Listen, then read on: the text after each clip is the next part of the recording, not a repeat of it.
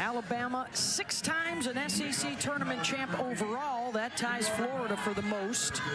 And on the other side, the new guys, first-year head coaches Chris and Kate Malveaux, former assistants at Missouri and then at Tennessee, where they were on Karen Weekly's staff, guiding the Lady Vols to back-to-back regular season championships in 22 and 23. And Abby Smith to start things off.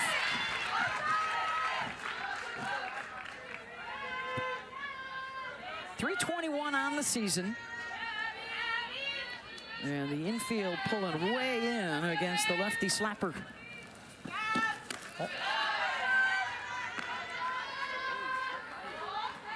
An Auburn side that finished at the bottom of the SEC standings, but overall their numbers and their big wins tell a much different story to the NCAA selection committee.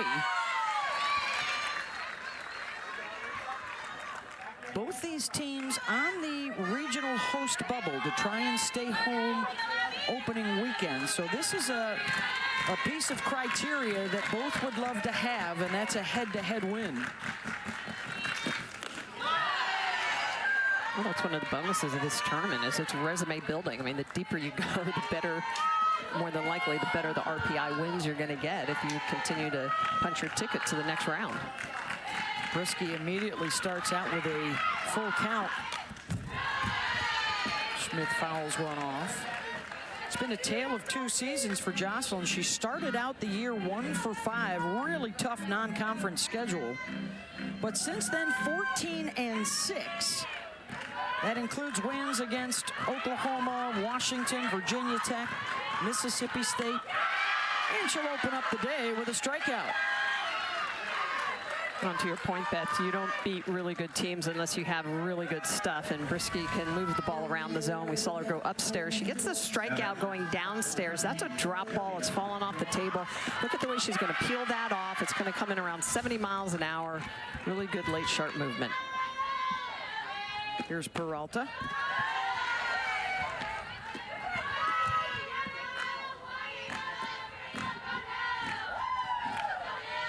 She was a .300 hitter with some power her first 2 years. Then the numbers tumbled last year, back to form this year. Over .300 with 9 home runs. Facing Brisky. Brisky's going to be in the high 60s. She has increased her velocity this year. You will see her up near 70 miles an hour. She's got that drop to both sides. That's a pitch she just used for the strikeout. And it's the changeup. She's got a great chase rate on that, as well as a rise ball swing and miss at 30%, because you have a tendency to look low and she sneaks the rise ball past you. Peralta sends that the opposite way and out of here. And the Tigers jump in front as the senior delivers.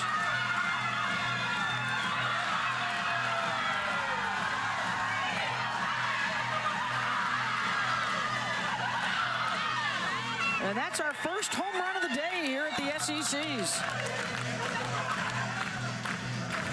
Brisky, that is the 6th home run that she's given up in SEC play. Pitch on the outer half that just does not get up enough. Look at the way that this ball is going to travel deep. Peralta has a lot of power. She lets that ball travel. She doesn't try to pull the outside pitch. She goes with it, and because she barrels that up inside out, she drives that out of the yard. Her 10th of the season for a 1-0 lead.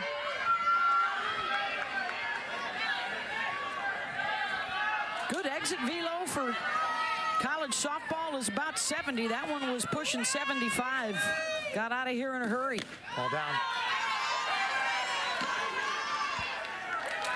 When I like that location against Peralta, it just needs to be a little more out and maybe a little more up or down, depending on which direction. You always want to miss in the direction of your pitch. That one just stayed too much over the zone. And now here is the freshman, Natalie Adams, one of the finalists for National Freshman of the Year honors on that top 25 list.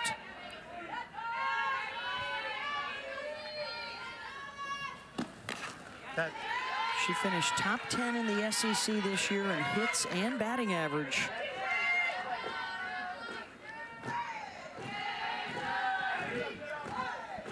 Two balls, 2 strikes. co-head coach Chris Malveaux. And Kate looking for a great opportunity at Auburn, and one of the things they bring with them is they know how to hit, and they know how to teach and coach hitting. And the offense has taken a jump this year.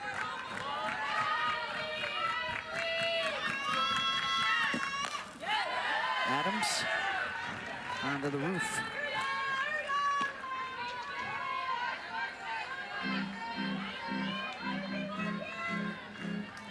This is an Auburn team that will strike out at times, and Brisky is going to need to try to get them to expand the zone a little bit. Full count again. Pat Murphy not wasting any time with some activity already in the bullpen for Alabama. Brea Hodges on the left, Ailey Johnson on the right.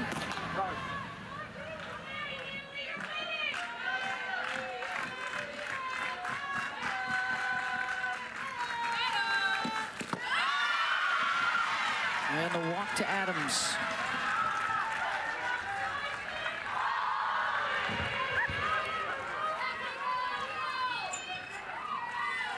One out base runner for KK McCrary as Brisky struggles out of the gate, and a quick conference already here with Lance McMahon. I'm sure at this point he's just talking with Brisky, calming her down, probably a little bit of nerves. Obviously, you give up a big home run, second batter of the game, it has a tendency to set you back on your heels. She's been falling from behind or pitching from behind, has not thrown a first pitch strike yet, and you know that's one of the things you need to do early in games, especially when you're nervous, is just try to hammer that zone, go right at and attack those hitters. One, Lance. Well, we saw both starters do that in the previous game.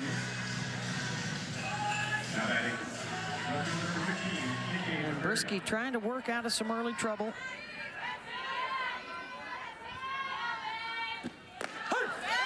And for a strike there, her next pitch will already be her 20th of this opening frame.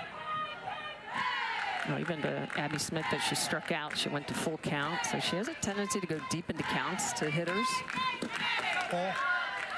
And part of that is that last pitch. Rise ball in the upper part of the zone is just non-competitive. Out of the hands, you can tell that that pitch is too high.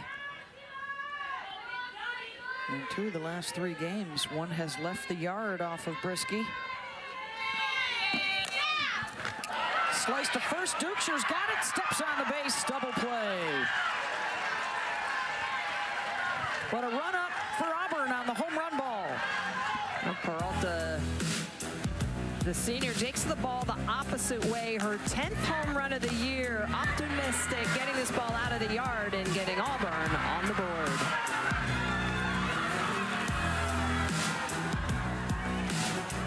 Johnson at the top, and then Callie Hevlin having a career year, and Vandegrift safe at first.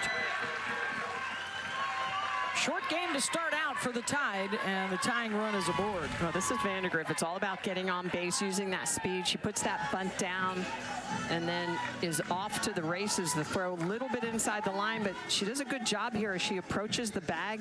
She's in that runner's lane in the right position. See how they score that. We're going to rule that an infield single, and immediately a threat to turn it into a double with her speed. Number 2 in the country, stealing bases. And noteworthy that Aubrey Lisenby, the catcher for Auburn, has been trying to work through some trouble throwing the ball back to the pitcher. She will run it back out towards the circle after every pitch. Johnson dropping down a bunt to move the runner over, and Vandegrift into scoring position.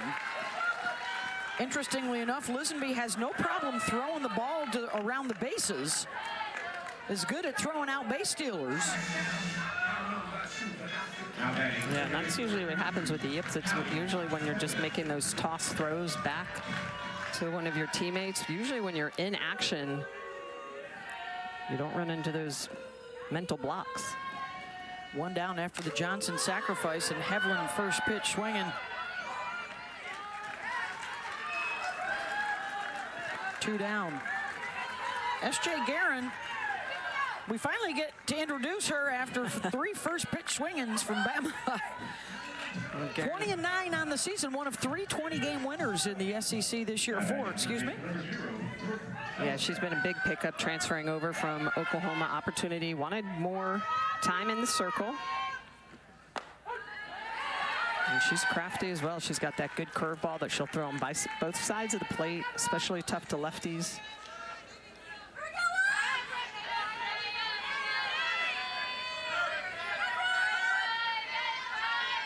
0-1 for SJ. Good block there by Lisenby. Guerin, a couple years at Oklahoma, was a part of 2 national championship teams with the Sooners. But as you see, not a whole lot of opportunity, and much more now at Auburn.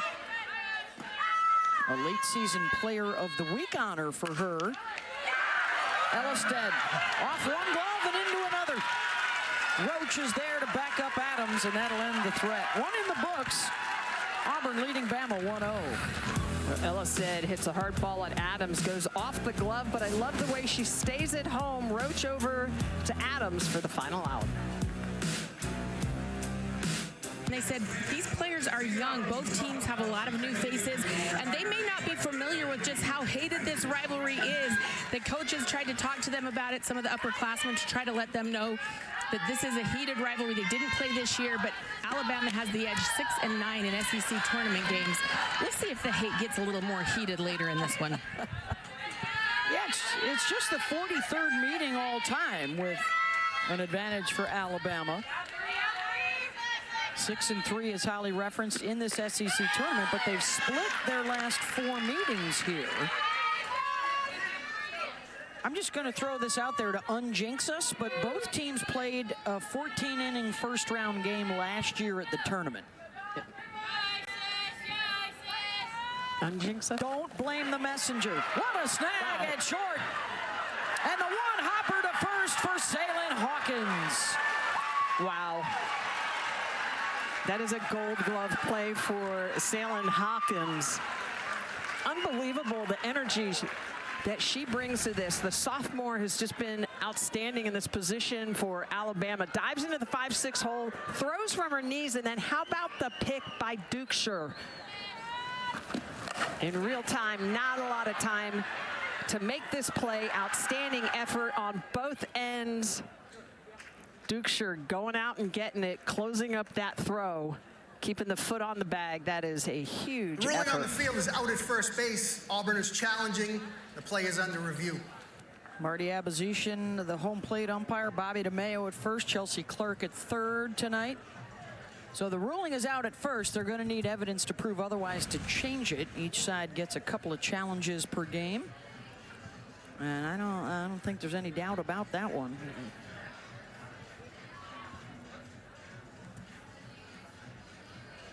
Yeah, it looks like she's on the bag. I think that will... Once the thumb guard goes flying down the first baseline there.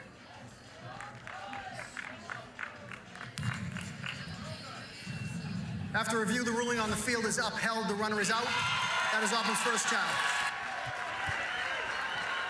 I would note too that Isis Trevzenik, when she slides in head first, you're always quicker running through the bag. Now I can see sliding if the throw is high and you think you're going to be tagged by the first baseman, but I think in that situation you got to run through that.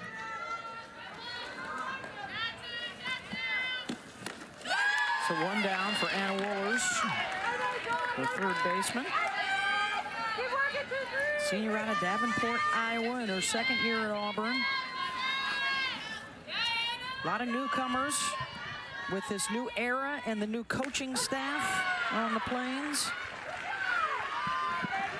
Trying to recapture the glory of a couple of SEC championships in 2015 and 16, and then they took those one step further and reached the World Series those 2 years.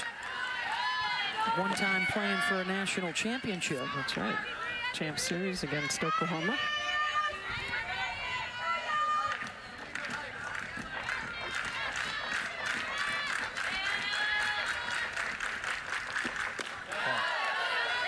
course, the Sooners to 3 games for that terrific catch by Tiffany Howard to rob a home run, and then Emily Carasoni with the walk-off grand slam to win game 2. Sooners would bounce back to win the 3rd. And a strikeout here for Brisky, 2 down. Her second. Brisky's going to get underneath this pitch, and it's going to have a little up and a little out, so it's got that screwball spin to it as it elevates through the zone, and Wohlers is just going to wave at it just enough. Really good location of that pitch, expanding the zone. Now the number 7 hitter, Amelia Leck from Southern California. Started out at Maryland, now her 2nd year with Auburn.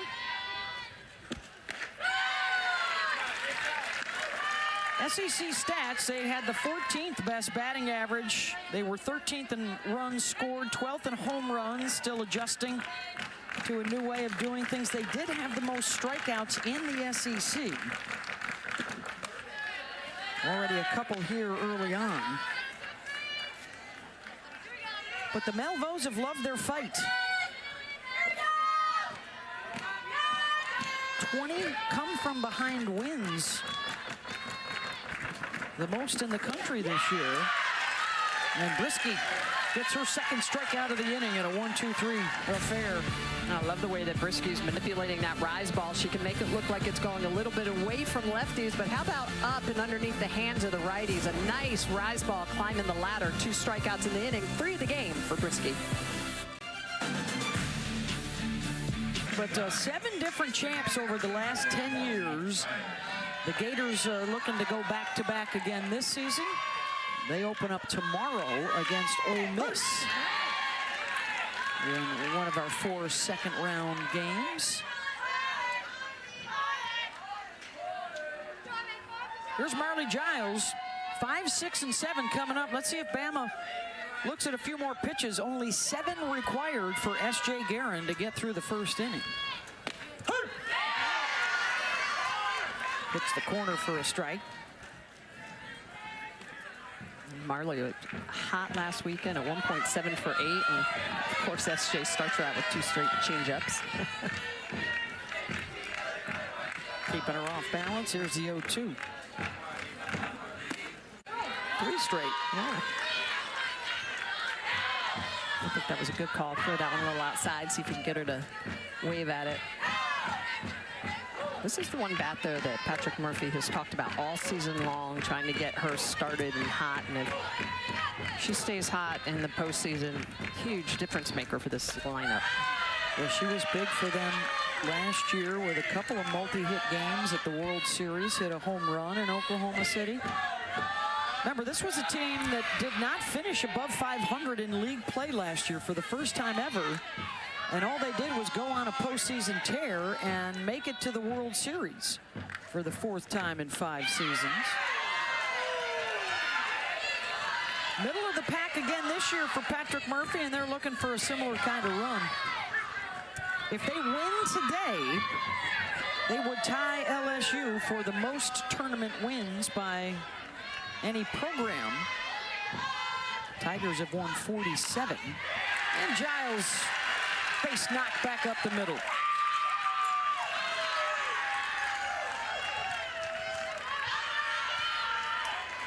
Really good piece of hitting by Marley Giles, who sees 3 straight change-ups to start the game and sees another one here and drives that right back up the middle. That pitch, you could see she buckled a little bit in her knees, kept her hands back. Look at the way she paused her body, kept her hands back, and still drove it right back up the middle.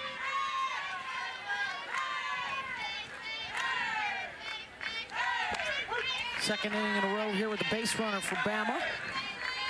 And here's Salyn Hawkins, who had that terrific defensive play at short.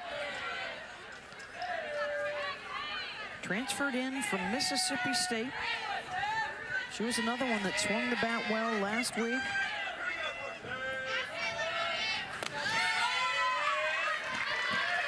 One home run on the season. That came against Florida. They have wins against the Gators and against A&M, LSU. They took the series against Oklahoma.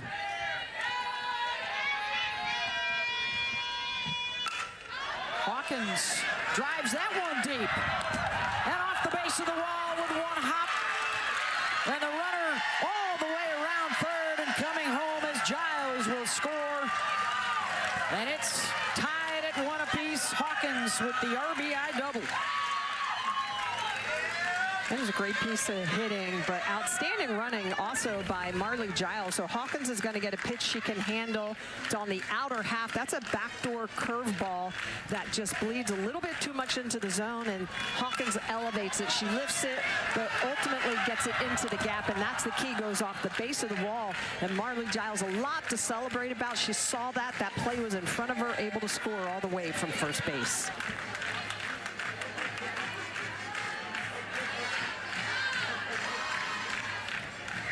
That triggers a conversation between pitcher and catcher for Auburn.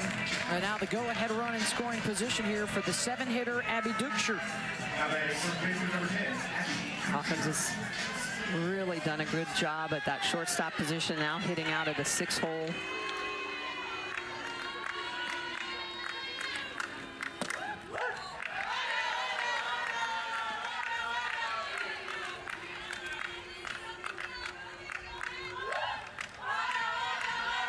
.307 on the season.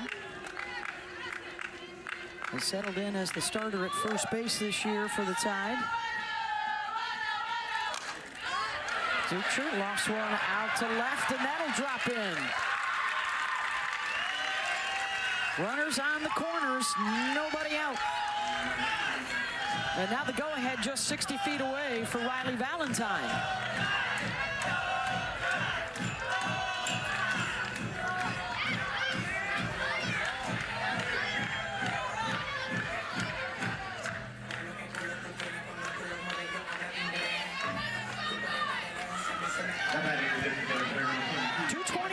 Season. Gets the start as the DP tonight. Valentine swinging away. And in to the netting atop the dugout. Adams, a good run at it. You always want to make that catch. With 6'2". Oh, you know.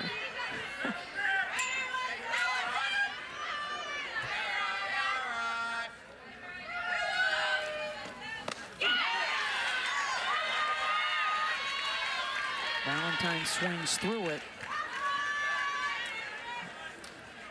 Alabama aggressive here.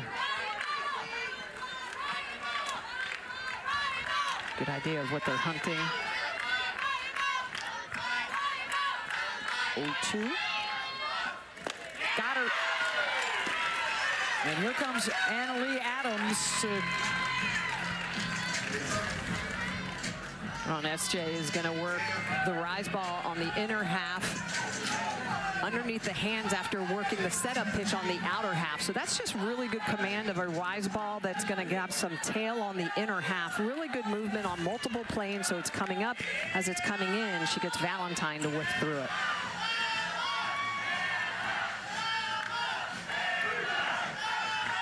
So a first and third situation here with Kristen White. There's a lot of speed at the plate that Auburn wants to make sure they're aware of as we send it down to Holly Rowe.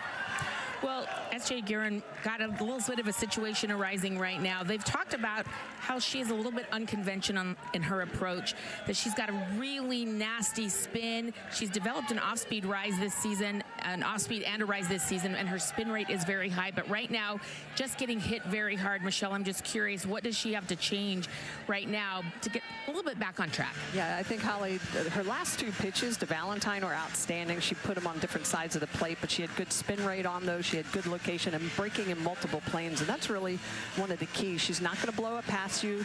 She's got good spots, good spins, and that speed is going to be about 60 miles an hour, but she has to continue to use that changeup because that makes that 62 look more like 65, 66. There's Kristen White. And Annalie Adams will come in to cover home plate because Lisenby has to walk the ball or jog the ball out to the pitcher because she can't throw it directly back to her. So the adjustment that Auburn makes because they think Lisenby is still that valuable behind the dish. White pops it up, and it's going to drop in fair. The throw down to second will still record an out. Well, that's a really, really tough play for Dukeshire being a base runner because this looks like it's going to be caught. So she's going to retreat back to first. A little bit of miscommunication, but I love Wooler. She has the presence of mind. She listens to Lisenby, who sees the play in front of her and sees that Dukeshire was not able to run on that, throw down to second. So I think that's actually going to be recorded as a fielder's choice. Yeah.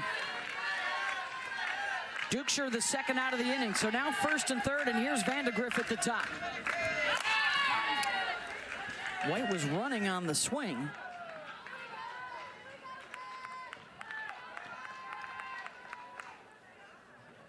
That's one of those crazy plays that when they happen like that, it's so important to cover your bag. You got to be in position because let's just say that Rose Roach or Peralta was not at second. There's nobody there. You don't have the opportunity to make that critical second out of the inning.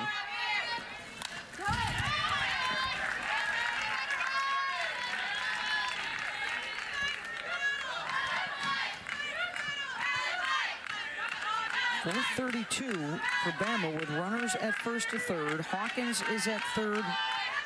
White is at first. Certainly speedy enough that Patrick Murphy might consider sending her on a long single.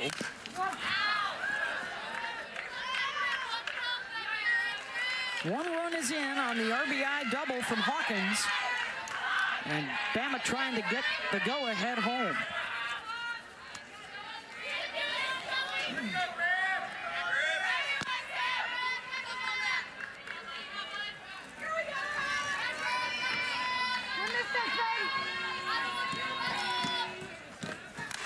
Vandegrift had to reach for that, bobbled by Roach, but still time to record the out. So the runner stranded at third, but they do get one home.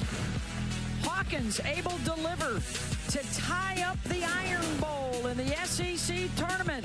Who's going to knock the other one out? The hate is real.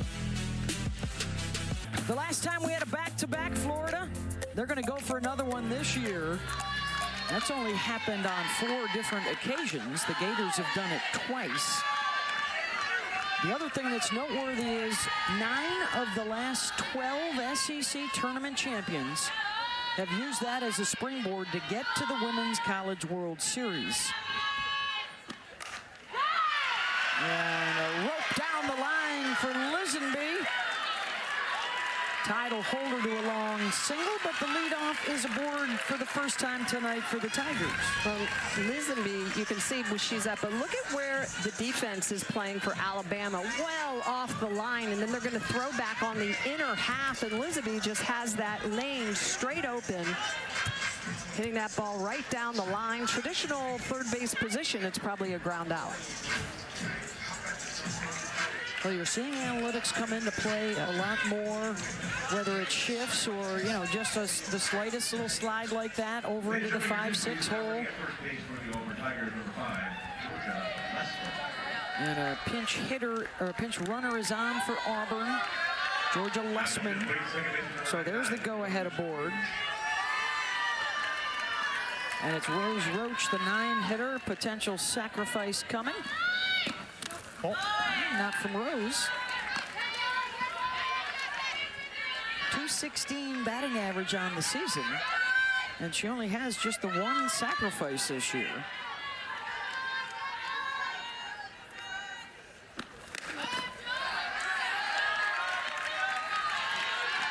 But Brisky behind 2-0, not getting after the number 9 hitter. Yeah, it's the one area where Brisky, you know, as a sophomore, she can tighten up her game, control her controllables, which is throwing strikes earlier in counts. It will make a profound difference to her success as she goes on. Already, obviously, a very good pitcher, but 68 walks coming into this game. And when you fall behind, it just is that propensity to keep falling further behind later in counts, later in the game. Yeah, that's 3 balls that have been unproductive.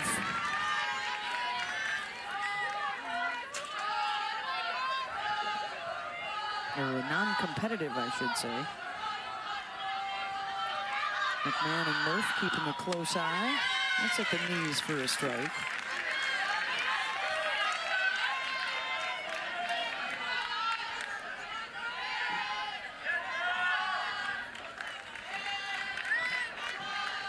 Third full count through the first 3 innings. Roach skies that. And the catch is made by Giles. 1 down. Unproductive at bat. Yep.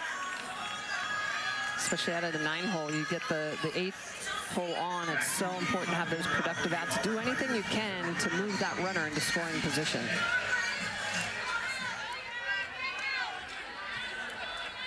Back to the top, and Abby Smith, a strikeout victim her first time up.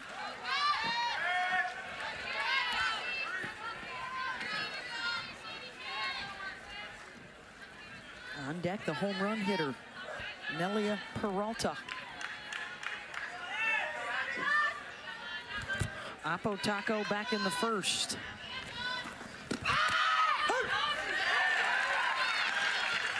And now Brisky getting ahead.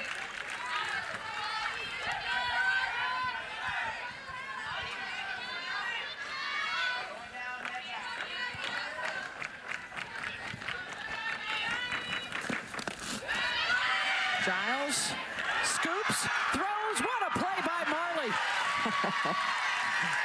Taking what looked like it was going to be a wild pitch and then rifling down to second. Yeah, Lessman, the pinch runner, thinks this is far enough away from Giles, but there is no way. Giles has a really good arm, and love the tag by Hawkins, the way she's going to come over, apply that. Oh.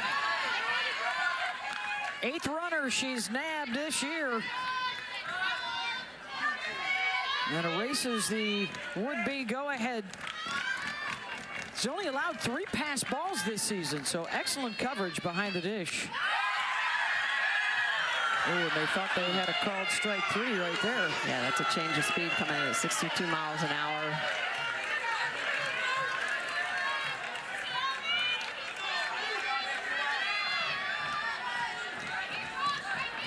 Murph with mouth agape at that call. And they'll get the swinging way.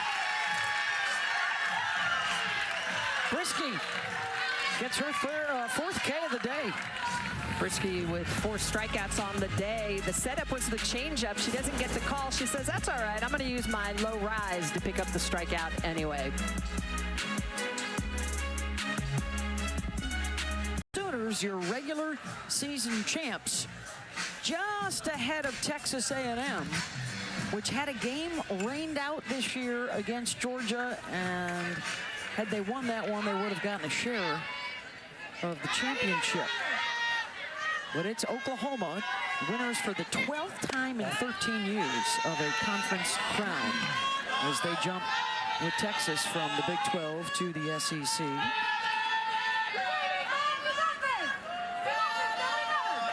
Yeah, that was an unfortunate situation for Texas A&M to lose that on a percentage basis. Lauren Johnson with the base hit out to center, and Lojo is aboard. It's been interesting watching Alabama this season and the moves that Patrick Murphy has made with his outfield. He's got 4 really good ones. And so he has the ability, based on matchups sometimes at the plate, based on he thinks somebody is better defensively against the batting order, to put in the outfield. And today he goes with Johnson, White, and Vandegrift out there. Yeah, and I think Lojo Johnson, who just got the base hit, is in the lineup because she's a righty going up against a lefty pitcher, so it gives a little bit more of an advantage. Yeah, 12 of the 18 hitters for both these sides, righties today. Not a lot of lefty love.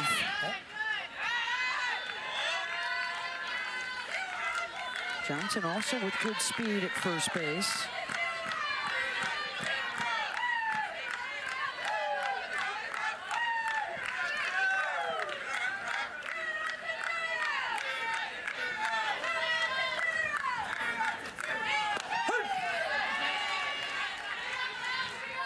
Single elimination here at the SEC Softball Championships. Winner advances to take on South Carolina tomorrow.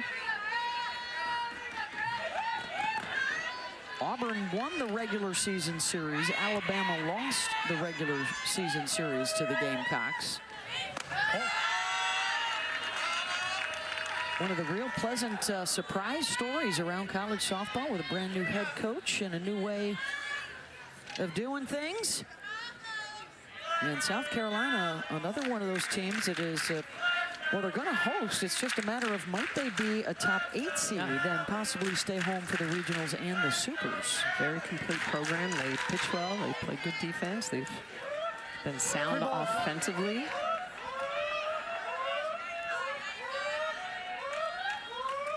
Three-1 to Hevlin. And a full count.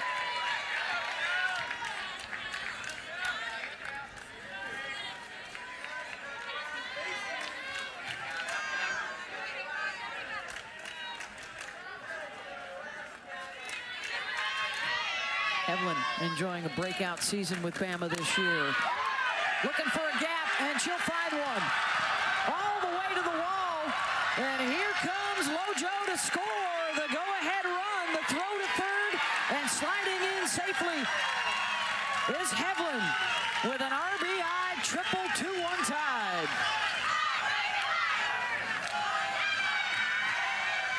Callie Hevlin has just been clutch at times for Alabama. Pitch on the inner half. She is able with the strength to just barrel that up and get it inside out. This is a little bit of a jam job, but she gets it to float into that right center gap all the way to the wall with Auburn pulled in. Easily going to score. Johnson from first. Hevlin with a triple. How about her fourth triple of the year?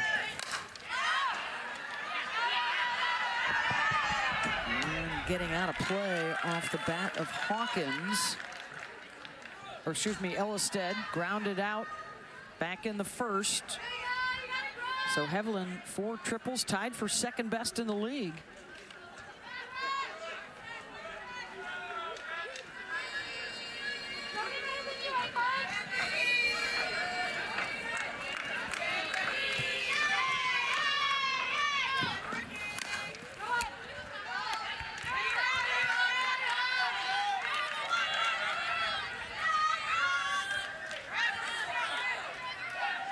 Senior from Wisconsin, an all Sun Belt team member from her days at Louisiana.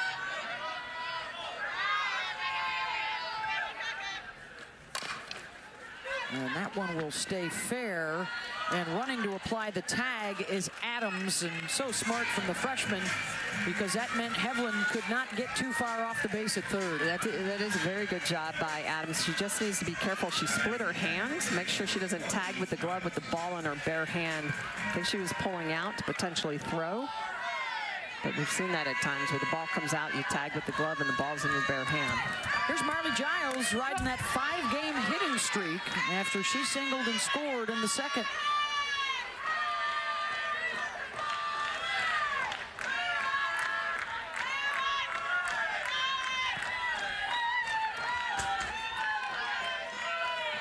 So a couple of base hits for the Tide, and both of them able to score a run from first base.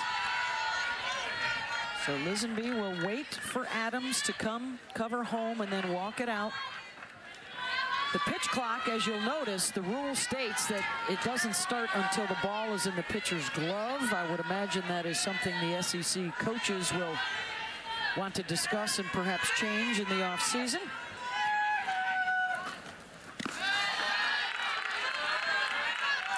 Yeah, because you know, a lot of people would say, like, right now this is slowing the game up. It's delaying the game, which is, you know, the reason we have the pitch clock, so the clock continues quicker. Or, excuse me, the game continues quicker.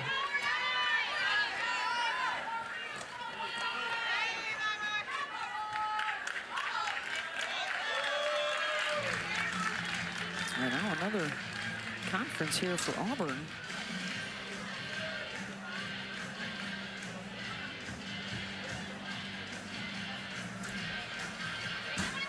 Next Wednesday night at 8 Eastern, 7 Central, SEC Inside grants you an all-access pass to the SEC softball tournament. For never-before-seen footage and sounds from the semifinals and championship game, it's a real behind-the-scenes look right here on the SEC Network and on the ESPN app. I think one of the other things that they wanted to discuss there was, you know, when Lisenby is walking the ball out to the pitcher, would she have the same yips throwing the ball back to Adams covering home plate if a runner just ran home from third? Ran home from third, yeah, that's a good point. If she was halfway down the line. It's those short distance throws that she's struggling with, like right here. She's got to make sure that Hevelin isn't sneaking too far off of third base.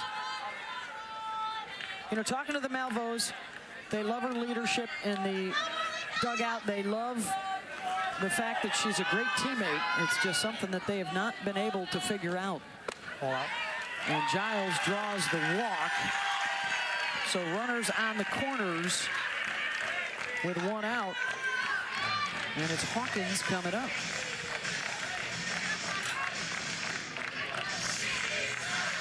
That's the first free pass tonight from Guerin. Guerin's been pretty much around the plate.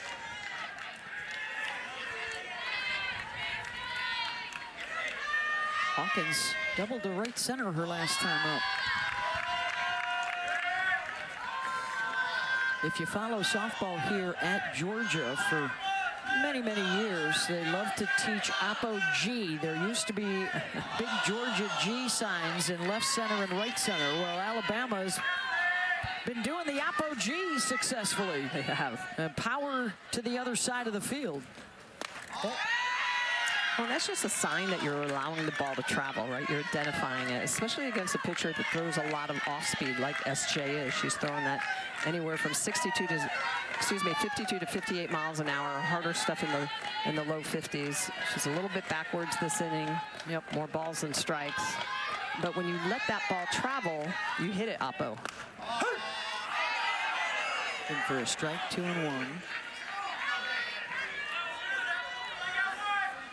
And for a lefty pitcher, it's actually really difficult to pitch righties when they are allowing the ball travel. And you see what Hevelin did. You see a lot of extra base hits going the opposite way as that ball rides to the inner half, but you hit it hard the opposite way. That's in for a strike. So you see Adams come to cover home, but that also means Rose Roach has to go over to first base to cover so that Giles can't easily steal second. There's a lot of moving parts involved with this. Yeah, Peralta has to be at second base. Giles is getting a long lead at first. Hawkins sends that one deep to left. The catch is made by McCrary, and they'll just throw it into second. No chance to get Hevelin, and it's a sac fly, and the second RBI of the day for Hawkins.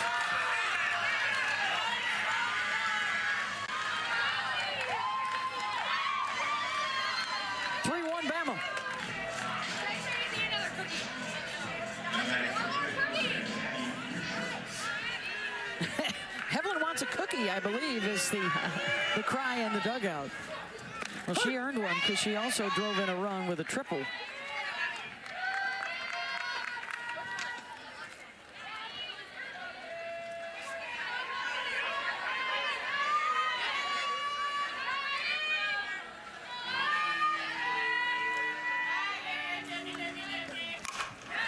Dukeshire.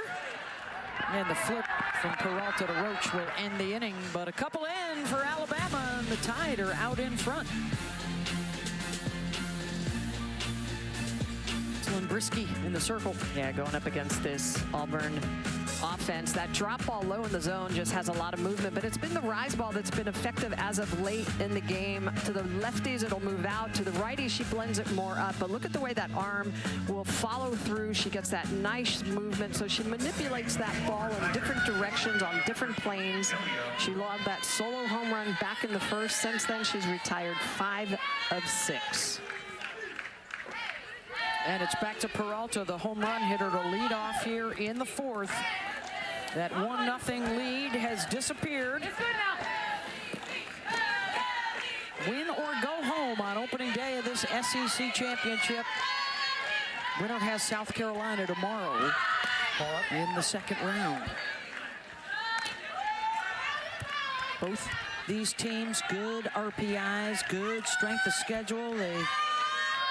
Crimson Tide have a bunch of wins against top 25 foes. Auburn has 4 wins, but the committee also does consider competitive losses, and they have some close games with the top tier of the SEC.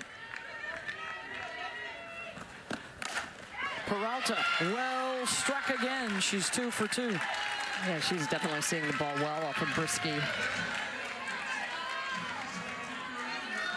Got that nice silent swing, and you can just see the way that she attacks the pitch going on the inner half and just barrels that through, not trying to do too much with it. It's a well-located pitch. It's low, it's inside, and she drives it right back up the middle. Starts out with a strike to Adams. The SEC Freshman of the Year candidate opened up with a walk in her first appearance. That one will bounce by Giles. Nothing she could do to block that pass ball. So a runner into scoring position as Peralta moves over.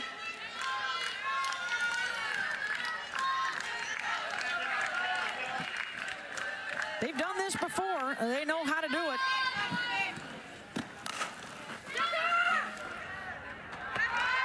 Hawkins at short takes care of it.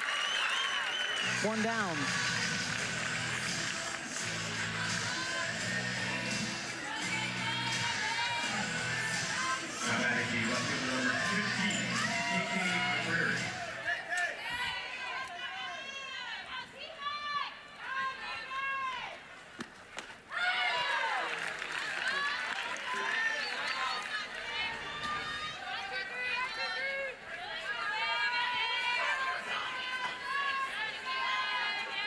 KK McCrary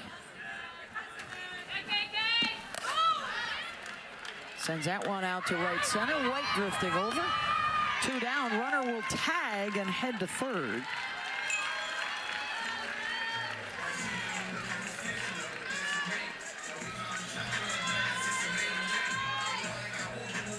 And a scoring opportunity for Isis Tresvik.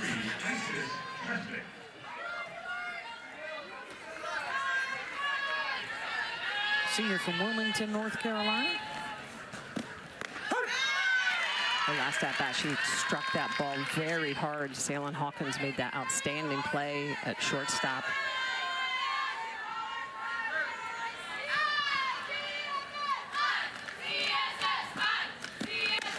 She has been this year the combo of power or strikeout.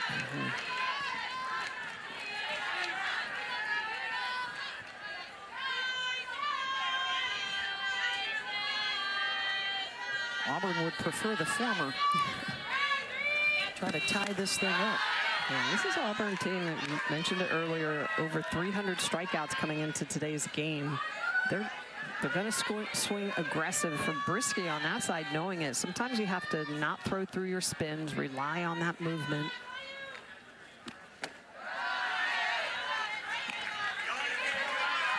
And Brisky, to me, looks like she's shortening up on her drop, which means her drop's going to be low into the dirt. And we've seen that hopping into Giles. And she's also been pulling up on a rise ball, which means that that pitch is going from high to higher. And it's another full count with 2 outs and a 2-run lead.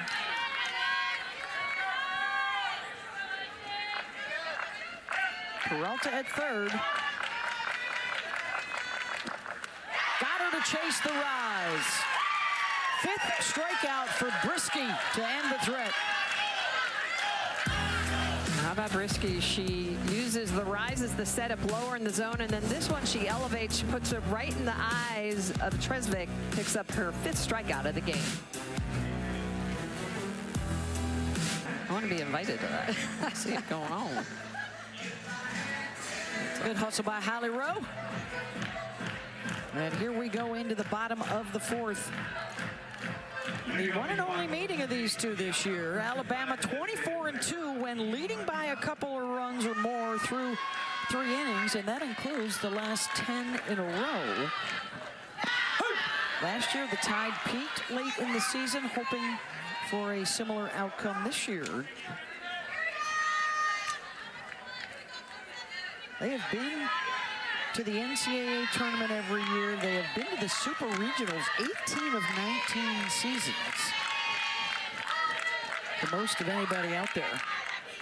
Yeah, talk about consistency, right? Just consistent All-Americans in the circle, consistent defense. I think last year the offense struggled a little bit. That's why we made really big strides this year offensively. I think a big part of that has been Kayla Bro. Obviously Lance McMahon with the pitchers. Well, and they have the advantage of the Rhodes house. I know they say it's the house that Kretschmann built, but it's the house that Murph and all these great players like Kayla Bro continue to fill year in and year out. Remember, the NCAA for the tournament loves to sell tickets and loves to sell a lot of them. Yes. And if you're in a place where a lot of teams geographically can get to you and your resume is strong, you're going to be considered as a host for the NCAA tournament again this year. Yeah, if you're selling over 4,000 tickets a game, I mean, that's a big part of what goes into play when they make those decisions. That has been the site of some incredible postseason moments. The RPI puts them right on the cusp. The strength of schedule and the wins against the top 25 may put them over the top. I mean, they beat Florida, they beat A&M, they beat LSU, they won the Oklahoma series. Nice snag at 3rd. They also split with Virginia Tech. That's another team who will probably be in the discussion for a host position.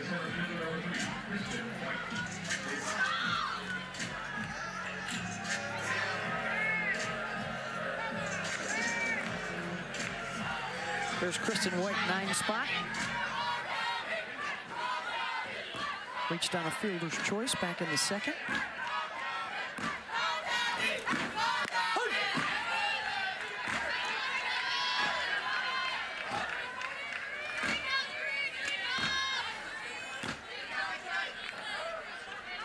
Kristen White with that .321 batting average out of the 9-hole, has that split grip, has a slapper. See, she's really trying to work on getting that ball down. She'll show bunt, try to pull the corners in.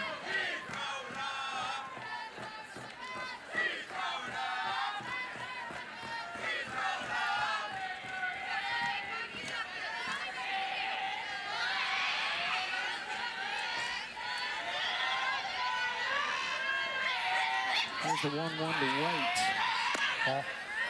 By the way, our condolences to all of the umpires who work so hard and go through so much to help make this game we love so special. They're all wearing the GM on their arms in loving memory of Gary Mitchell, a longtime educator and SEC umpire who passed away in April. It is such a tight-knit fraternity and sorority. Yeah. And it's always nice if your first thought is to be kind to these folks when you show up at the ballpark, because they're trying their best, even though you may not agree with every call. Yeah, it's a difficult job. Certainly one that I would not want. I mean, it's a lot of time, a lot of effort, a lot of responsibility. And so all the umpires thinking about their guy Gary into this postseason. It's a full count here to White.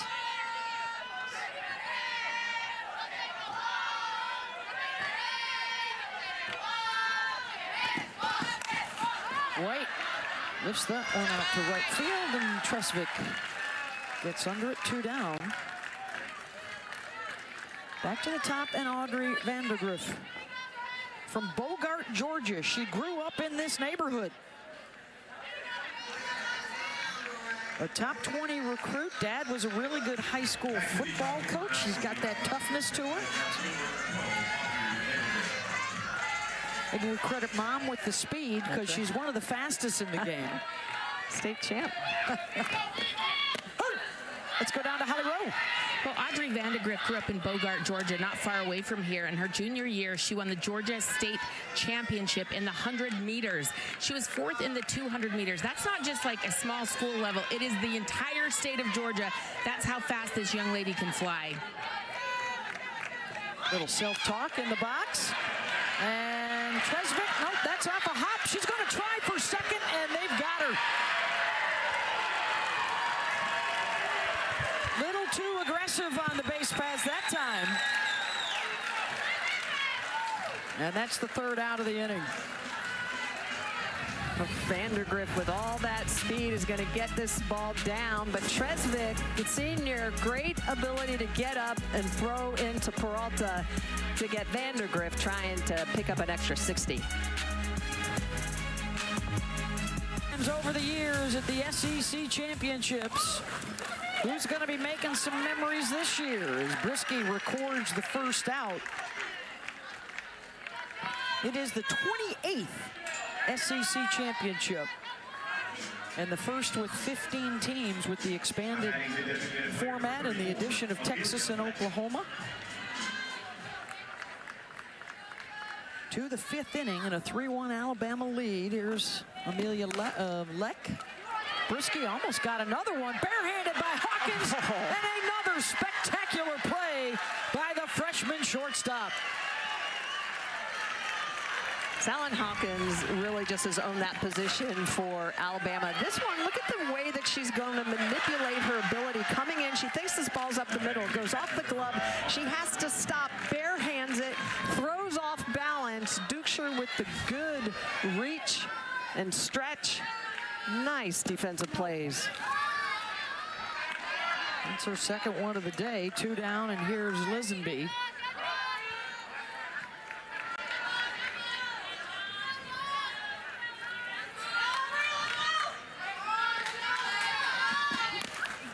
You know, spearing a ball barehanded that has changed direction, it's got funny spin on, is not easy to do. 2nd in the SEC with 112 assists on the season. And earlier this year, the left side of the infield was a little bit shaky for Alabama. They have definitely tightened it up.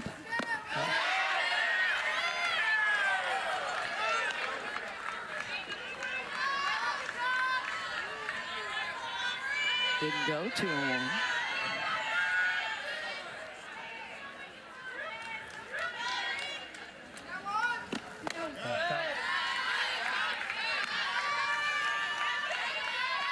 Still popping it in there at over 70 miles an hour.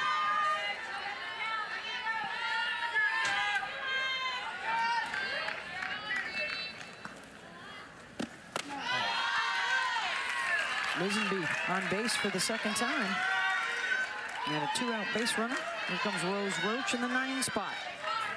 That's the 2nd free pass today for Brisky.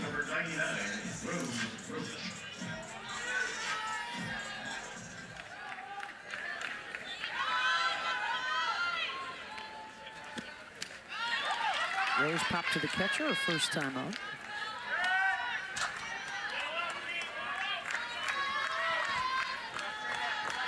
Brisky's used that off-speed drop just enough to keep Auburn off balance.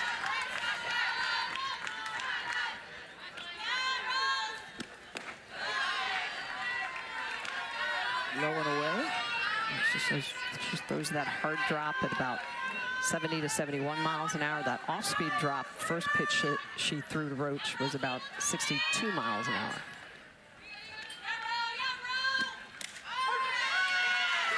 There it is again. That one's elevated. She's very fortunate she got away with that one.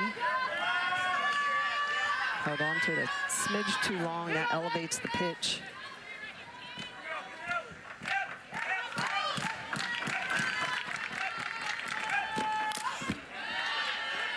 Roach staying alive.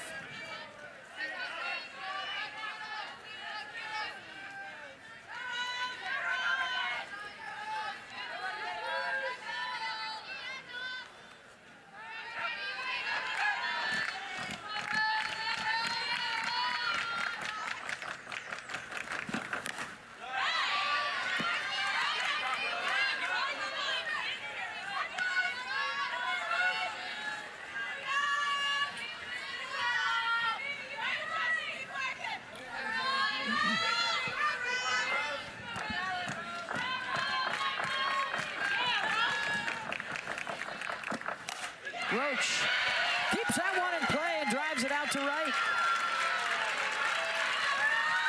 Two-strike base hit. Yeah, two-strike base hit, and that's the pitch she got away with earlier that I mentioned was the off-speed pitch at 62, 63 miles an hour and was elevated. She got away with it. She did not get Roach to swing at it. This one is elevated. Look at the location of this pitch with 2 strikes. That is way too sweet.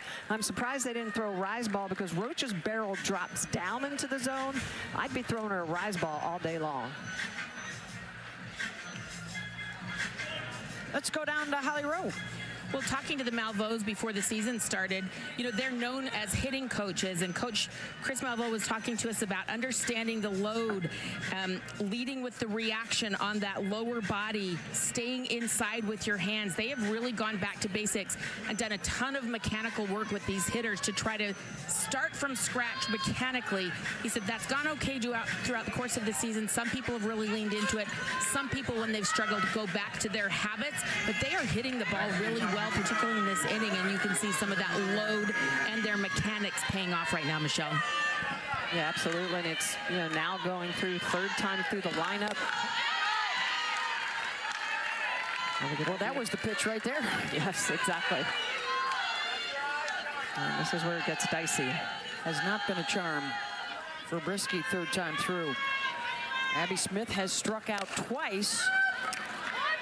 Out to left, Vandergriff has it in foul territory, and the Tigers will leave a couple stranded.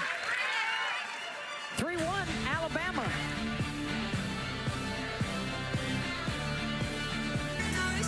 Crimson Tide in front of Auburn in this first round matchup at the SEC tournament. 6 different players were the hit. Salem Hawkins, 2 RBIs and 2 lead gems in the field. And they've been scoring with 2 outs. And that's the key. It's all the analyticals, right? The situational hitting in the postseason. Every coach will tell you we've got to hit with 2 strikes. We have to hit situations, runners in scoring position, and also with 2 outs. Here's Lauren Johnson. Laid down a sacrifice in the first and then singled and scored in that 2-run third inning.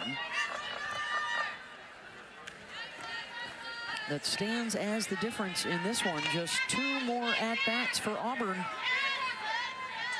to try and get back in it. 2, 3, and 4 coming up to face Guerin. Johnson got under it. Abby Smith out into the shade, 1 down.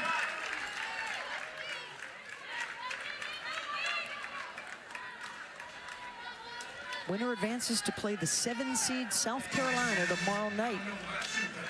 And that will set up the bracket. Kentucky has been eliminated. They'll get ready to play in the NCAA tournament. Missouri has been eliminated, and their season comes to an end.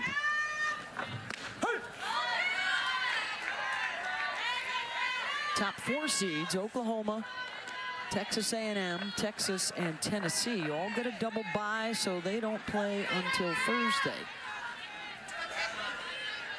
They need to win 3 games to win the title. The teams that play today need to win 5 in 5 days. It's a gauntlet. It is a gauntlet. And just after today, every team you play is top 20 RPI. Yeah.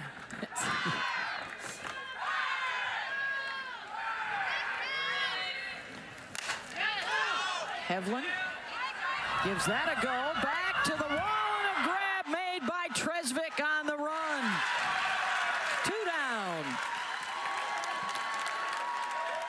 How about Tresvik, the senior, going back on an unfamiliar field. She's going to look for the wall.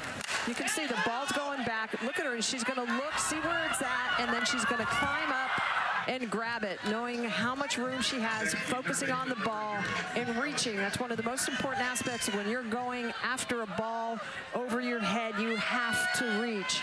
Elevates at the right time. Outstanding catch by Tresvik.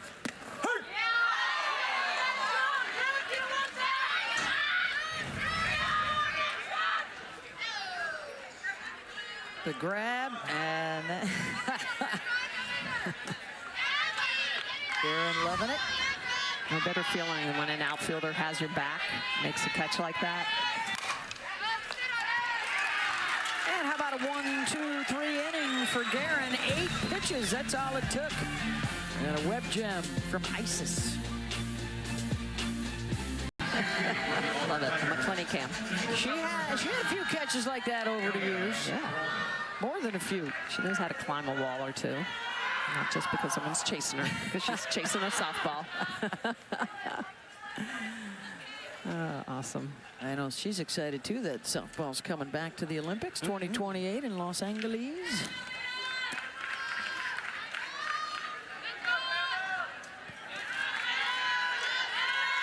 Patty Gasso taking over the national team as the new head coach.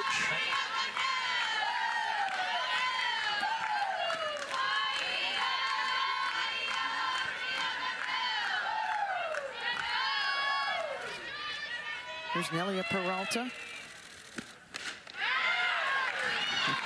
2-3-4 coming up.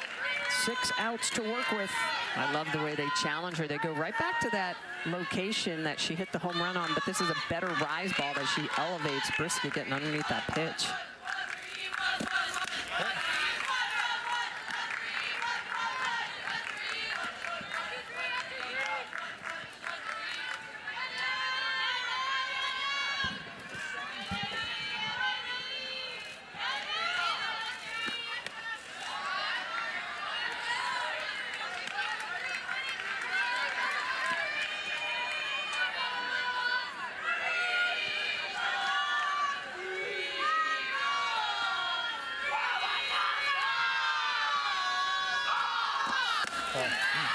And Peralta draws the walk, so the tying run will come to the plate.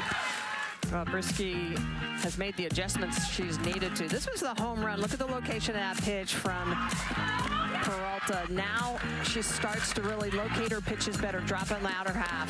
Rise ball through the zone. She gets a swing and miss. Really locating on the corners with that late sharp movement. And when she's throwing with great spin and really good velocity, she has her speed, her spins, her spots. She's getting those strikeouts when she needs them. Annalie Adams, a walk and a ground out.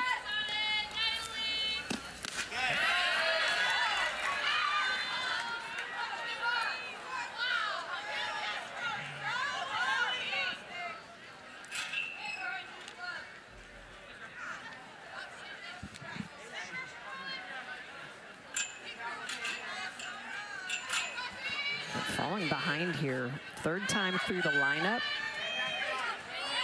5 of her first 6 pitches are balls this inning. Hot shot, and it jumps over the glove of Elistad. And now the go-ahead run comes to the plate. Well struck from Adams. Yeah, the superstar Adams, the freshman, well-struck ball, just driving that right past Elistad. You can see the way it's going to hop up. It's going to get right past that glove. Situation here for Auburn late in the game.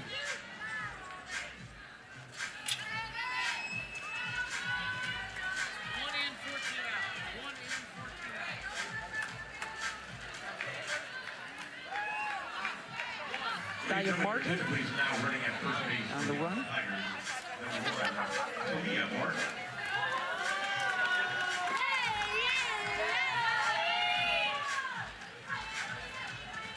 Auburn 20 comeback wins. That's the most in Division I. And Alabama has on occasion lost things late.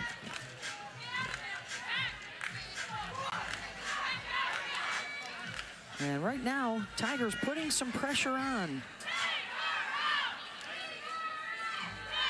I think Alabama needs to be making sure that they have opportunities to go to someone in the pen, that everybody's warm and ready to go.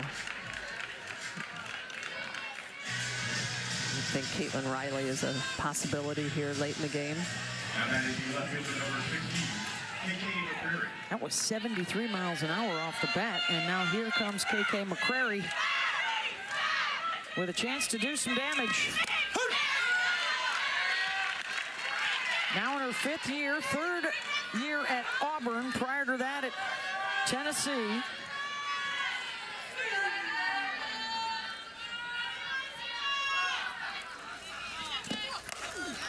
McCrary sends that out to center, and White is there, makes the catch. Runner will tag from 2nd to 3rd. The throw to 1st. They tried to catch Martin off guard. But with 1 out, now 1st and 3rd for Auburn. And it's the woman who just made the nice catch out in right field, Isis Tresvik.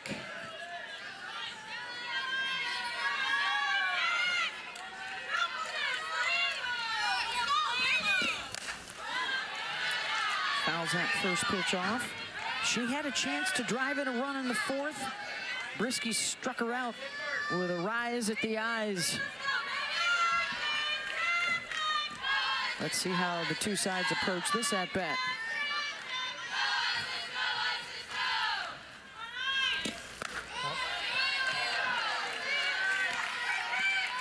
Great leadership by the senior class. Peralta to take the leadoff walk here in the top of the 6th. Tresvik to end the 5th with that great catch.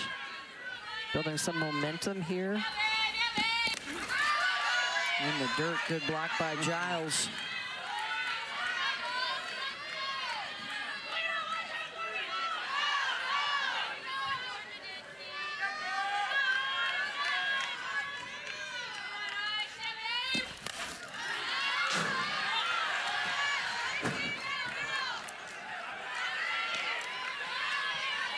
Alabama this season, good early, and double the ERA in the 6th and 7th. Well, that's 3rd time through the lineup. I'm actually surprised they're not making a move at some point. Runner will be able to take 2nd with that wild pitch. It's already 2 pitches in this at-bat that have been in the dirt, that Giles has done a good job of keeping in front of her. But the control starts to fall apart a little bit.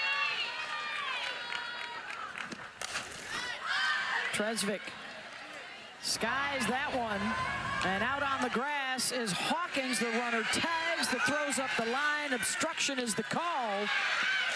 The run will score, and sliding in safely at 3rd base is Martin.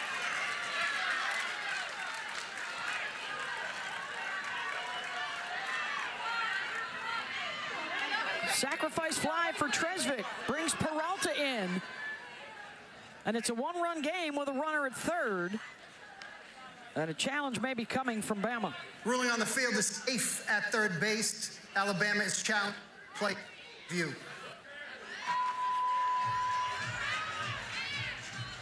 So the Tide challenging the tag at 3rd base.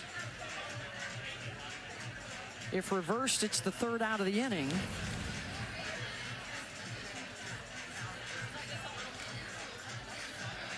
Oh, yeah, she's out. They got her.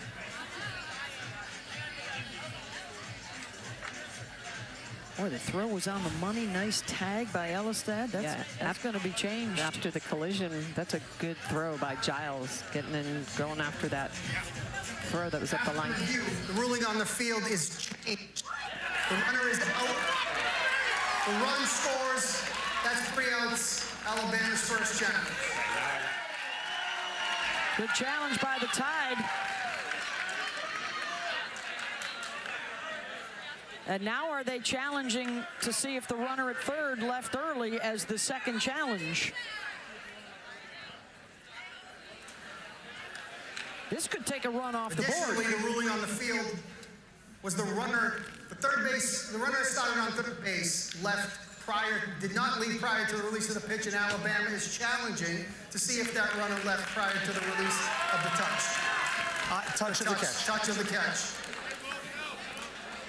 Okay, so another challenge here to see if Peralta left third early. Before Hawkins made the catch. So Salon Hawkins, the shortstop, goes deep into the outfield to make the catch. Ruling on the field that the runner left after the first touch on the caught fly ball is upheld, safe, run scores, inning over.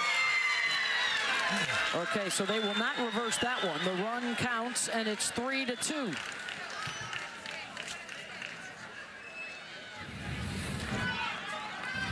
So the throw to Giles up the line, a little bit of a collision, but look at the presence of mind to know that she needs to get the lead base runner, throw over to Ellisted for the tag. They get out of the inning. The changeup in for a strike to Marley Giles, who has 9 hits in her last 12 at-bats. A walk and a single and a run scored tonight. Tide lead it by 1 to the bottom of the 6th, 3 outs away from advancing. And looking for some insurance here. Fly ball to Smith, 1 down. It's 5, 6, and 7 coming up.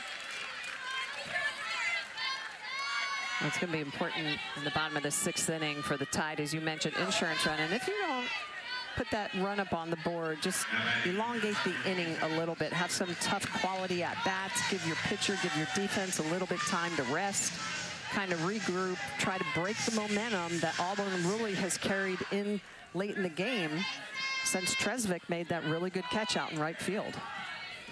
Auburn in the 7th will be bringing up the bottom of their order as Salon Hawkins steps in. A couple of RBIs, one with a double, one with a sac fly.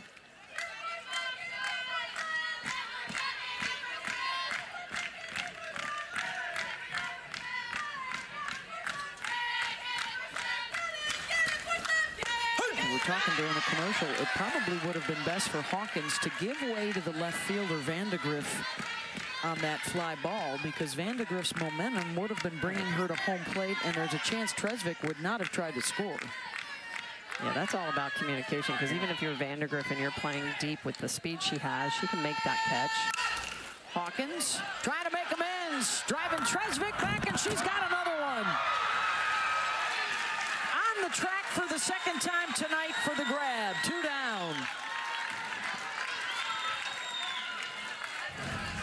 Isis Tresvik has just been in the right spots at the right time. Good drop step going back, making that catch up against the wall, elevating at the right time. Again, just really good job of getting herself in a position to be able to make that catch, especially late in the game. So important. Outfield play has just been outstanding. Well, I think part of what we're seeing, too, is better positioning. We understand the analytics, like it helps the hitters. It also helps the defenders to be in a position to be able to make those catches. There's Abby Dukeshire.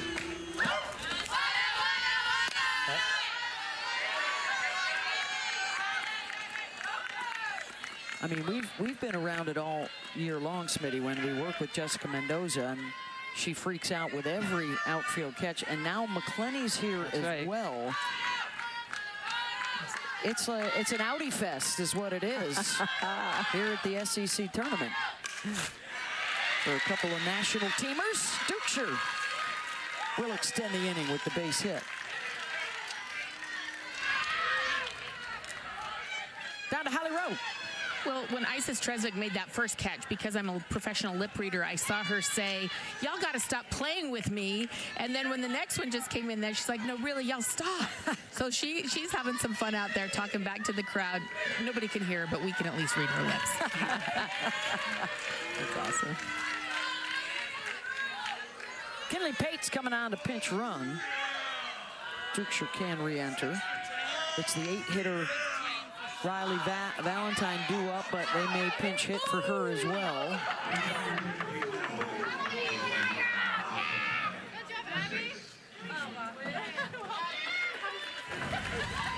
Here's that last one from Tresvik.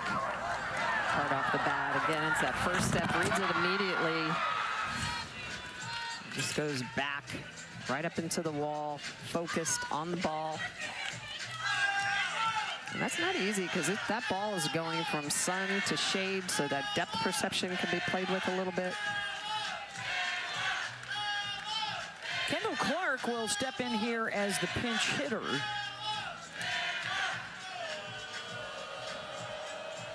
Our final game of this opening day at the 28th annual SEC Championships. Georgia, a shutout win. They run-ruled Kentucky. Ole Miss, a shutout win. They eliminated Missouri. The Tigers season comes to an end.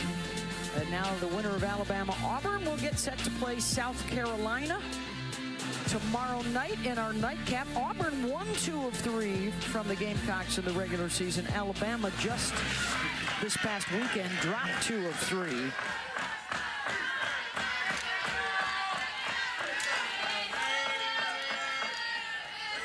So here comes Kendall Clark. Pop up. And that'll take care of business. One last chance in the 7th for War Eagle.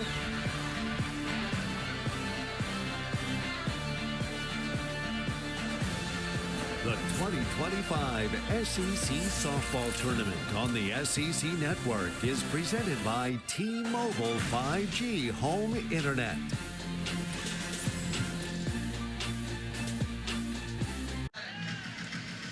Well, maybe Auburn's got the Tide right where they want them. All those comeback wins we've been talking about. How about all the one-run wins we've been talking about? Right now, they're 1 down, and their last chance here in the top of the 7th. Win, you get South Carolina tomorrow. Lose, you go home and get ready for the NCAA tournament. And hope the selection committee still likes you enough to give you a top 16 seed. Bullers will start things off at 6, 7, and 8.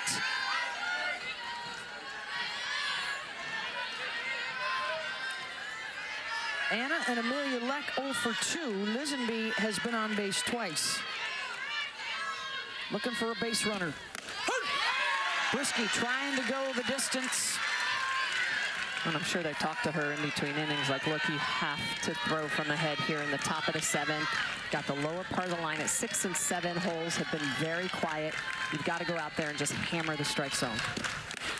His last inning, what got her in trouble was a leadoff walk. Not here. 3 straight pitches, is able to pick up the strikeout looking. 6th strikeout of the night for Brisky. 1 down.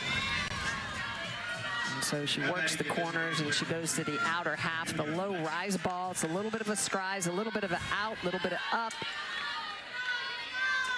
Now it's Leck. Chases 0-1.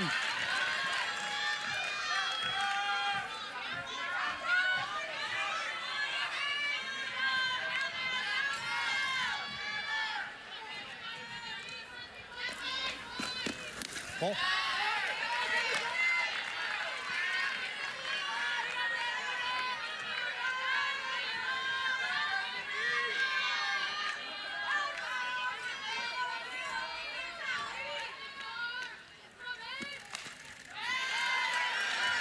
Two strikes.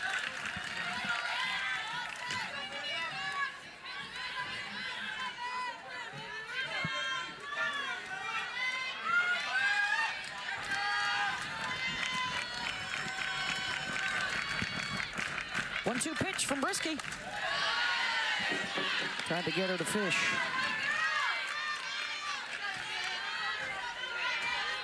Pitch number 100 coming.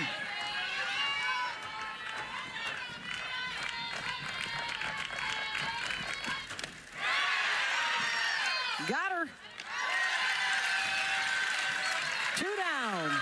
And now the Tide 1 out away from sending Auburn home.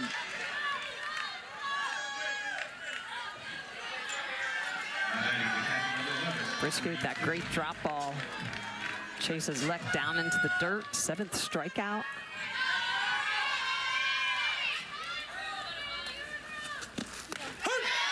Last chance is Lisenby. Singled in the 3rd, walked in the 5th.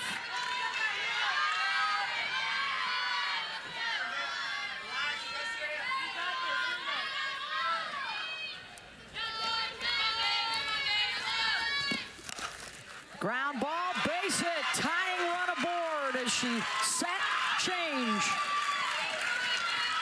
Yeah, I'm surprised they throw a change up to Lisenby here with 2 strikes. I mean, I would be going high rise ball, just trying to jam under the hands. You can see the off-speed pitch. It just hangs enough that Lisenby is able to get that through the 5-6 hole. She's late on the other stuff, and when you throw a change, you're early. You're actually playing into the hitter's hands. Well, because she's getting a lot of swing and miss on that rise ball here late. Another one there with Roach. Number 9 hitter trying to pass the bat here for the Tigers. Now the hit that Roach did have off of Brisky was a changeup. I would just be working that rise ball, multiple planes, multiple levels. Pound it.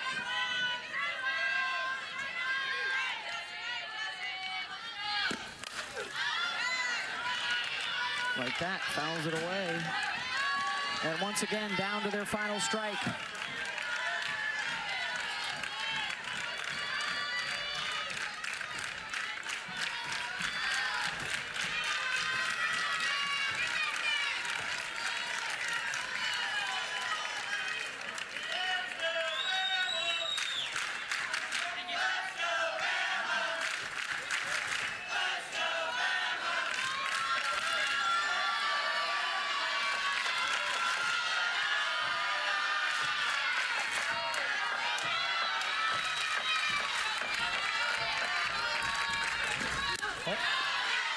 Lays off it low.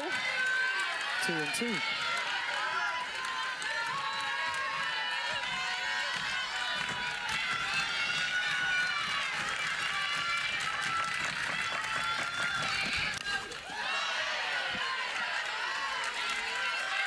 Starts with a couple of rise balls upstairs, now a couple drop balls downstairs.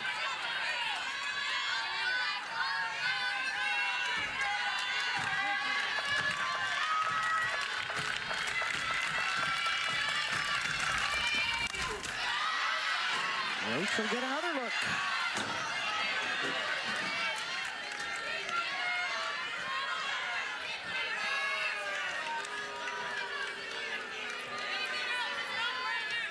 Good battle by Rose Roach.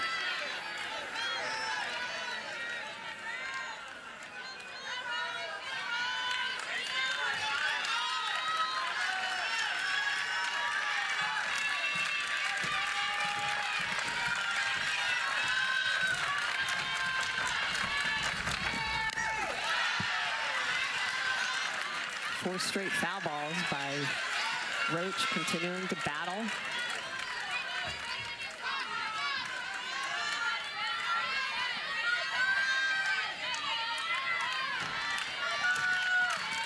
Eighth pitch of this at-bat coming.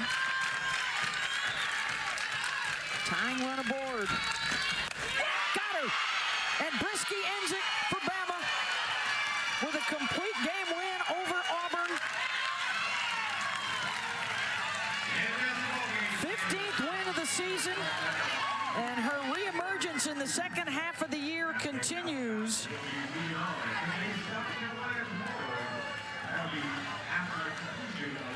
Alabama wins it 3-2 to advance. They'll take